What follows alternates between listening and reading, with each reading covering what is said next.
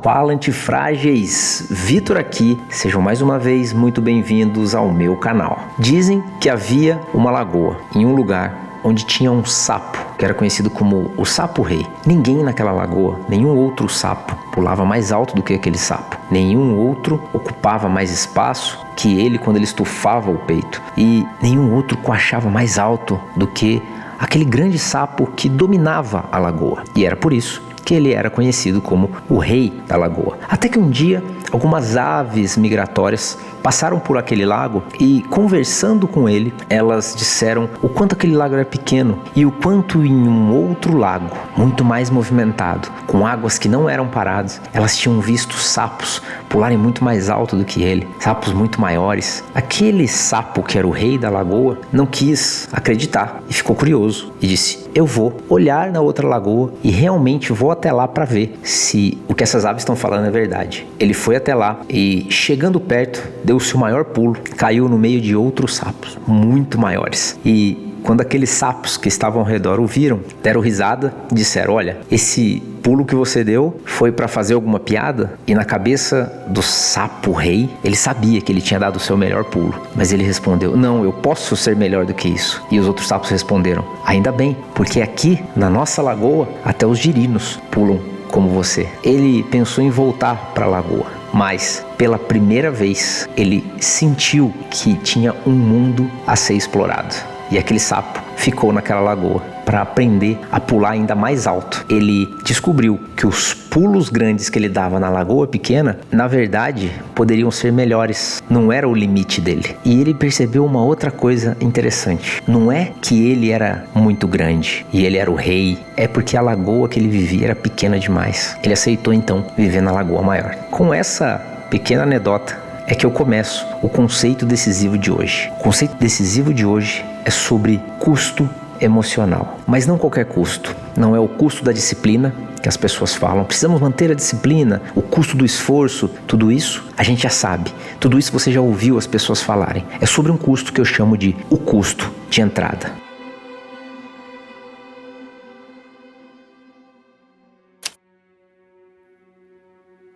Uma pergunta chave, aproveitando a anedota do sapo que eu acabei de contar. Você abriria mão da sua grandeza em um mundo pequeno para ser pequeno em um mundo grande, onde há muito a se explorar ainda? A resposta, de forma fictícia, quando você lê isso no livro, na jornada do herói, pode parecer uma resposta fácil de se dar. Mas quando se aplica na nossa vida, na nossa realidade, ela não é tão simples assim. A maioria das pessoas não estão dispostas a trocar a grandeza que elas têm no mundo pequeno que elas vivem por um mundo maior onde elas serão pequenas. Isso porque essa transição, ela não é feita de forma simples. Ela tem um custo de entrada. E esse custo de entrada, como eu estava explicando, não tem a ver com o esforço, com a disciplina, tem a ver com algo antes. É uma dor e um filtro que barra a maioria das pessoas, que é a dor da humilhação, a dor de você ser o pior entre os melhores, entre outras pessoas muito melhores do que você. É a dor de você ser pequeno demais e olhar ao seu redor e só ver pessoas grandes. É a dor de você se sentir um nada durante um período, porque quando você olha para o lado, só há gigantes. Essa dor ninguém gosta de passar e nós naturalmente a evitamos. E é exatamente sobre enfrentar essa dor e pagar esse custo de entrada que nós vamos falar hoje. Eu tinha um amigo que trabalhava comigo e eu aprendi muito com ele. Ele era um profissional extremamente competente. Hoje nós não trabalhamos mais juntos, mas ele tinha uma frase, um termo que ele utilizava bastante e que encaixa como uma luva no vídeo de hoje. Todas as vezes que ele tinha que enfrentar um desafio, todas as vezes que ele estava vencendo um desafio, ele buscava trocar esse desafio. E eu lembro que um dia eu perguntei para ele: poxa, agora que você estava dominando isso, você pediu para ir para um outro projeto, você mudou de empresa. E um dia ele me disse: é porque, Vitor, eu prefiro muito mais ser rabo de tubarão do que cabeça de sardinha. Eu ri dessa metáfora que ele fez, mas fez todo sentido para aquilo que ele queria explicar, porque ele era uma pessoa disposta a sempre estar pagando o custo de entrada. Quem paga esse custo de entrada em mundos maiores nunca para de evoluir. Porque quando a gente olha para nós mesmos, eu preciso ser muito sincero, tem reconhecimento que talvez não seja um reconhecimento real. Tem reconhecimento que vem, tem grandezas que nos atribuem, que não é porque nós somos grandes, é porque o mundo e as pessoas ao nosso redor são pequenas. E a gente tende a se alocar em lugares onde relativamente o mundo é menor do que nós, para que nós nos sintamos confortáveis, para que a gente não precisa crescer mais do que já somos. É a questão da comparação relativa. Ou eu tento virar um gigante para me comparar com os grandes, ou eu vou para um lugar onde tudo é pequeno e então eu me torno um gigante. Lembra do livro As Viagens de Gulliver? Um ser humano normal que foi parar numa ilha onde todas as pessoas eram muito pequeninas. E ele era um ser humano de estatura normal no mundo de onde ele veio. Mas lá naquela ilha, ele se tornou então um gigante, quase um deus. O posicionamento é o que define o custo de entrada.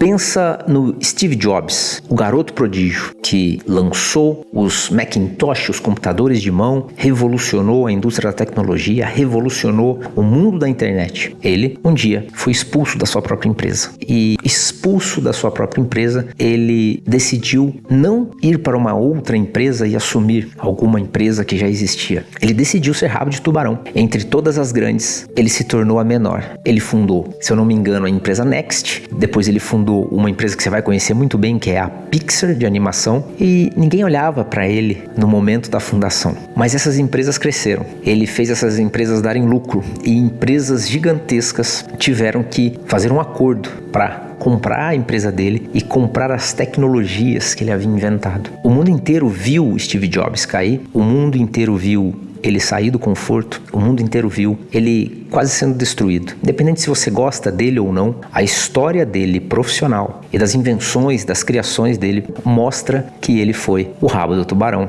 para depois se tornar o maior predador daquele oceano. No mundo da tecnologia, ele se tornou um dos maiores. Você teria coragem de sair do topo de um lugar confortável onde você já está, de uma carreira, para poder ir para uma lagoa, um oceano mais profundo, que vai te exigir o seu melhor, onde lá o custo de entrada que você vai ter que pagar é zero reconhecimento no início, para então lutar por isso.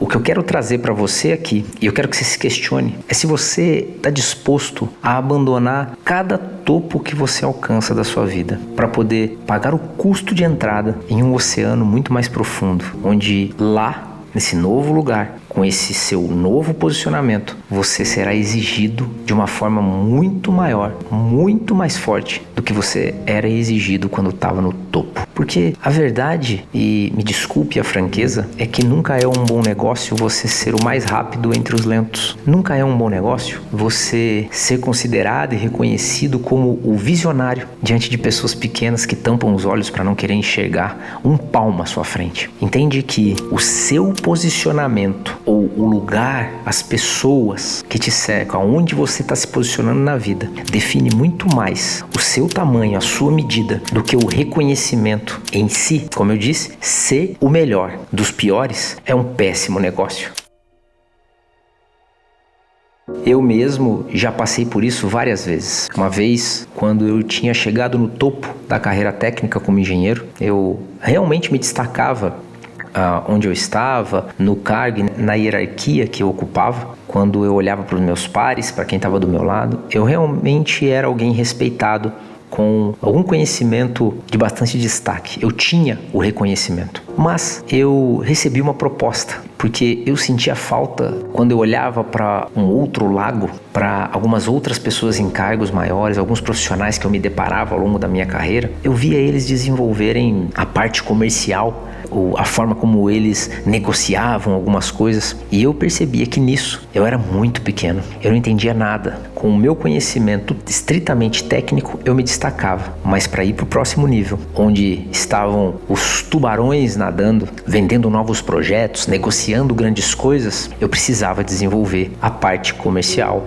a parte de negociação, a parte que eu ainda não tinha. E quando eu fiz essa transição, eu virei rabo de tubarão. Eu não nadava com os tubarões, muito pelo contrário, eu estava sempre atrás. Mas naquele oceano, quando eu decidi mudar, eu apanhei, eu tive que correr atrás, me exigiram muito daquilo que eu não tinha e eu acabei desenvolvendo. E se eu tivesse ficado onde eu estava, eu jamais teria crescido nas condições e na velocidade com que eu cresci quando eu decidi ser pequeno em um novo mundo muito maior do que eu. Se você não assistiu o meu último vídeo, assiste, que você vai entender sobre isso que eu tô falando. Você liderar para preguicinhas não faz de você um grande líder. Quer entender o que eu estou dizendo com liderar para preguicinhas? Vai aqui, ó.